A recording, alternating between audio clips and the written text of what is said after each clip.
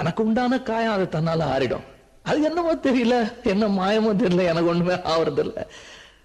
இது எழுதிக்க, நடுவில் நடுவில் மானே தேனே பொன்மானே இதெல்லாம் போட்டுக்கணும். பாரு, எனக்கு என்ன காயம்னாலும் உன் உடம்பு தாங்கிடும், உன் உடம்பு தாங்குமா? தாங்காது.